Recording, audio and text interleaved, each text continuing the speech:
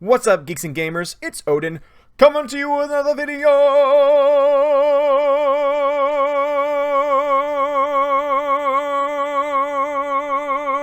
And today, we're going to be talking about the box office for the weekend, which really, there hasn't been much change since last weekend. Halloween is still kicking it with a weekend gross of $32 million, only a loss or change of negative 58%, which is actually not a terrible drop-off to have. It means that the film is still doing well, people are still going to see it.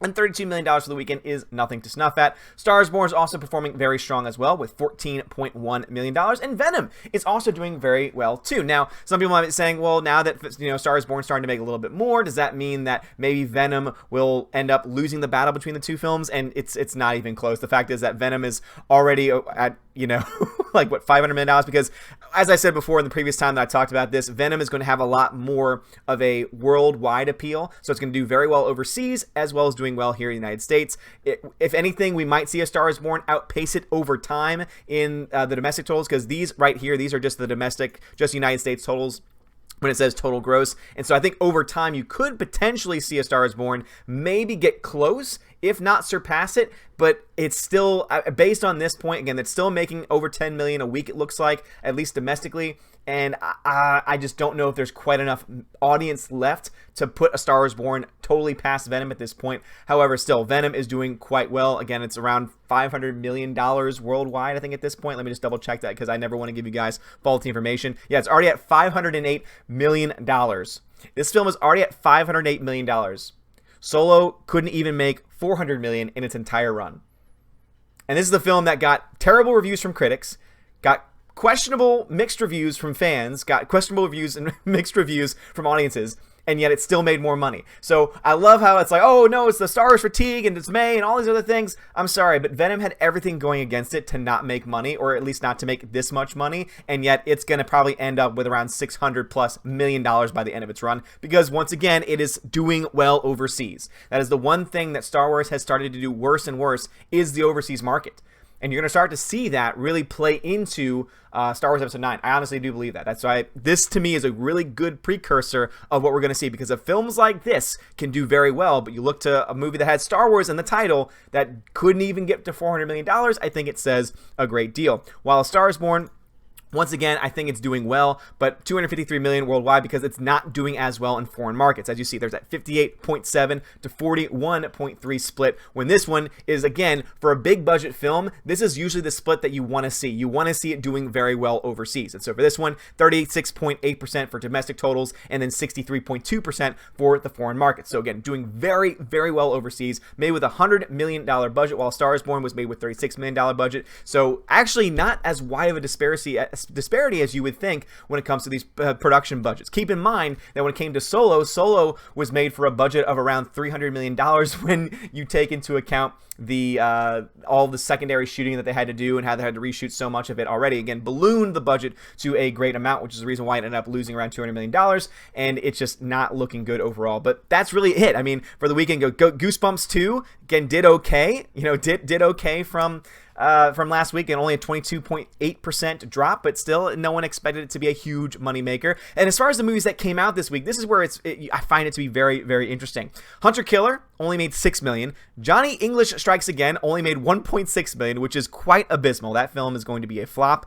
And actually, to be honest, I thought the first trailer was entertaining, and so I thought maybe it'll get enough, but critic ratings and audience ratings have not helped it. And then Indivisible, which is a new faith-based film, is actually doing not terrible. It's actually not doing terrible, especially since it was only open in 830 screens. So it kind of had everything going against it. But let's get to a couple of films. So first, The Hate U Give. This is one that I talked about not too long ago, where it was playing that identity politics role, and I said that it probably would not end up doing well for this film. And sure enough, again, it's worldwide made. It's not going to, as you see, domestic versus foreign, because this is not a film made for foreign markets. This is definitely an American concept. This is definitely an American issue. And obviously, I think the hand is being a little overplayed, in my own personal opinion. And again, that's why you see that split, though, between American and foreign audiences, 93.2 to 6.8% as far as total domestic gross, or rather total worldwide gross. But Again, it was made for a $23 million budget, which to me is very high for a indie film. It just doesn't make a lot of sense to me why it would cost that much money. And again, it's only going to make 60% of that total. So at this point,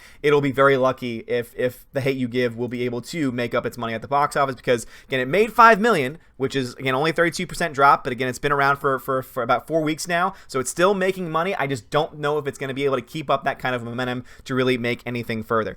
But I really want to talk about today about a film that I mentioned before. Again, well, first, Halloween, again, doing very well, $172 million, still made for a production budget of $10 million, which to me is amazing. I honestly am amazed that they were able to make this film for so little money, and yet they are getting so much profit from it. This is a huge film for them. It definitely justifies them making a sequel to this, but be not mistaken, because there's been articles that have come out about this.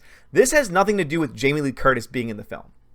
I think she's great in the film. I think she does a great job, and it's really cool to see the character that she plays come back from the original film.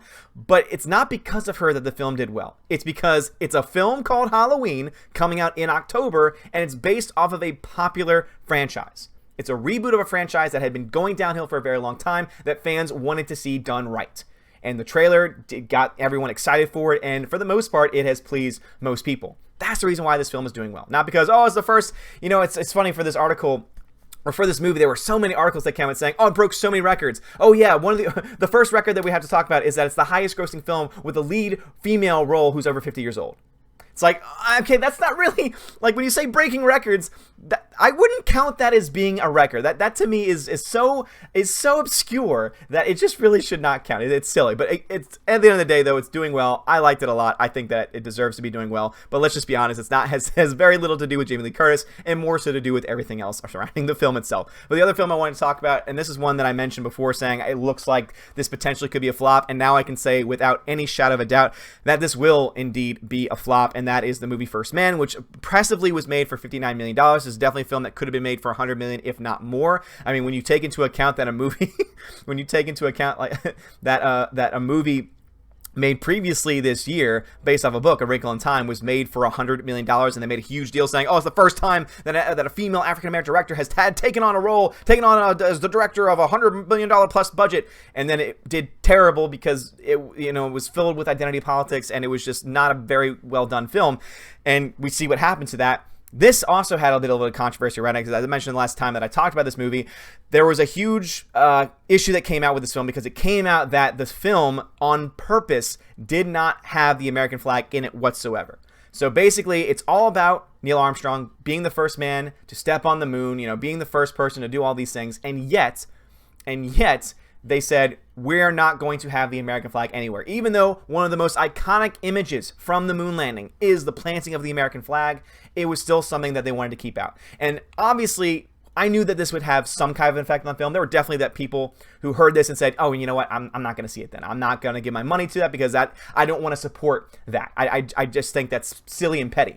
And it's actually a lot more people than I thought, because the marketing campaign for this was very, very well done. Again, they showed the trailers for it constantly in IMAX screens and the Dolby screens and in several movies. So the marketing campaign was there. Damien Chazelle is a proven director. Again, Whiplash was one of the best movies of all time, I would argue. And La La Land was liked by some. I think that it was liked a little too much by Hollywood, but still was very well liked. Ryan Gosling is a star. Again, Ryan Gosling is a name you can put on a movie and bring in money for. Claire Foy to a lesser degree, but still, still a name. Jason Clarke, Kyle Chandler. All these are names. All these are names that will be able to bring in some attention. And yet, even with that, even with good marketing, even with all of these other factors going into it, what happens? The film has only made at this point $74.4 million worldwide. You see that domestic foreign total. As I said, if you're going to make a movie with this kind of grand scope, you got to have a better split than that. 50.9 to 49.1 is more like an election number and not like an actual, box office number. It's interesting that happens. But what it does tell me is this. American audiences aren't excited for it. Foreign audiences already, it was going to be a hard sell for. But I don't think that the taking of the American flag out helped the situation. Now, was that the reason why this film didn't do well? I think it's hard to say. I think it really is hard to say. But we still cannot ignore the fact that it happened, that they did leave that out, that it did become a talking point, that they did try to defend it saying, we didn't want it to be all about that. Or, we didn't want it to be political. And when people hear that, when people hear, wait a minute, you're trying to say that the American flag is political? You're trying to say that the symbol of our country is political? like, that's going to tick off a lot of people. I mean, I've dragged my feet. I was so excited for this movie, and then that news story broke, and I thought to myself, okay, well, now I'm not as excited to see this. Now I'm still dragging my feet to see it, even though I know that I probably will like the film overall because of everything else that's involved with it. And that's also a sign when you look to the critic ratings. 88% of critics like it, which is not surprising because I guarantee you some of them said, oh, there's no American flag? Kudos to you. And then audiences, you see a very different story. 63% of audiences like it, which tells me a few different things. Obviously, there are people in there that are going to be angry because they left out the American flag, but there's also going to be people who probably said, oh, it was an okay movie, it was bland, and that's also what you see from the cinema score. Cinema score was a B+, which for a film like this is not the greatest thing, because if you have a B+ score for a film that is already going to be a tough sell without these factors that you're putting into it, it's not going to do well. And sure enough, we're seeing that with the overall gross. Again, 74.4, it's only going to make 60% of that total. Whatever that total is at the end of its run, it only gets 60%, roughly around 60% of that total. It costs $59 million to make. They're already at 74, and they already are slowing down to the point where they were only able to make this week about $4.9 million, still dropping heavily. Again, 40.7%. So this is the third week that it's been out, so it is constantly dropping. The only thing that's really keeping it afloat at this point is the fact that it's still in 2,959 theaters. It did drop out of 681, which is a huge drop, but it's still in a lot. It started off in a crap ton of theaters. And yet, it is making this kind of money. But anyway, guys, what are y'all's thoughts on this? Do you think that, do you honestly think that the reason why First Man isn't doing so well is because of the flag controversy? I would love to hear your thoughts on that. Again, I think that it's definitely a part of it. I don't know if it's everything that has to do with it, but I think that we maybe underestimated. I think that even I underestimated the kind of impact that would have on this film. Because it makes no sense, once again, to have a film about the moon landing with one of the most iconic images. This is without argument. No one can deny that one of the most iconic images of the entire moon landing is the planting of the American flag. And for this person, for this group of people to say, oh no, we're not going to have that because we want to avoid politics, is in and of itself making a political statement. And I think that the fact that they don't understand that they made a political statement kind of speaks for itself as to why maybe this film didn't do so well. But guys, I would love to hear your thoughts on that in the comments below. Please let me know. It would be great. Also, your thoughts on Venom, Star is Born, Hate You Give, any of the films that I talked today, Halloween, and of course, obviously, First Man. I would love to hear your thoughts. Guys, thank you so much for watching. Like this video, hit that thumbs up, hit that subscribe. We are doing content every single day. We are doing so many great things here. More great things are to come. We are very excited for the future of this channel. So thank you so much for being a part of it. Have a great day, and as always, God bless.